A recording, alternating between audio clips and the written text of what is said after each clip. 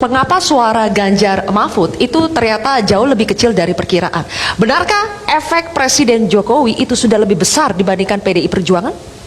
Ya, saya kira ada beberapa hal yang menurut saya sangat layak dikomentari. Kenapa misalnya Ganjar dan Mahfud ini relatif tidak kompetitif ya dibandingkan dengan prediksi-prediksi sebelumnya.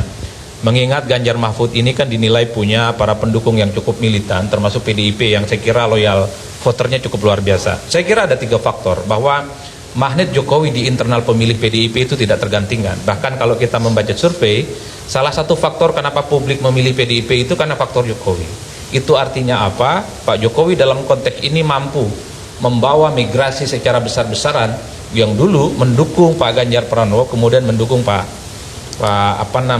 Prabowo Subianto. Itu yang pertama. Yang kedua, saya melihat memang perlawanan politik yang dilakukan oleh kawan-kawan PDIP itu tidak kelihatan 100% ya.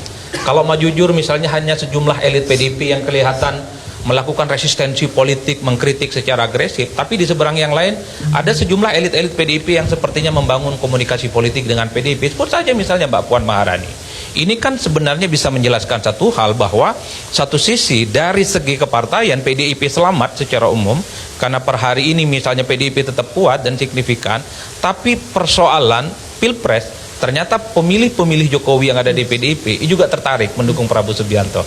Nah yang ketiga memang harus kita akui problem bansos yang saya kira ini menjadi, menurut saya itu yang cukup populis ya, yang kemudian ini cukup mampu menginjeksi pemilih-pemilih kita di bawah.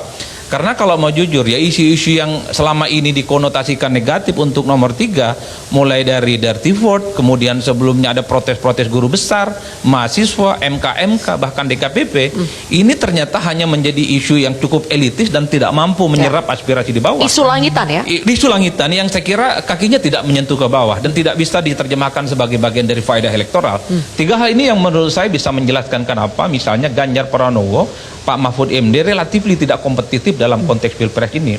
Saya di awal di forum ini juga mengatakan bahwa satu-satunya cara untuk menghalangi nomor 2 satu putaran adalah dengan cara Ganjar dan Mahfud suaranya naik minimal di atas 22%. Tapi nomor 2 juga membaca sepertinya kunci untuk menang satu putaran adalah menggembosi suaranya Pak Ganjar dan Pak Mahfud.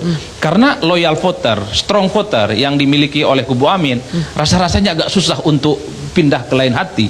Iman politik pemilih Amin ini susah untuk digoyang. Tapi beda dengan pendukungnya Pak Ganjar dan Pak Mahfud yang saya kira memiliki irisan secara diametral dengan Pak Jokowi. Oleh karena itu menurut saya inilah yang menurut berbagai temuan-temuan kami yang lakukan sehari 2 hari ini ada anomali.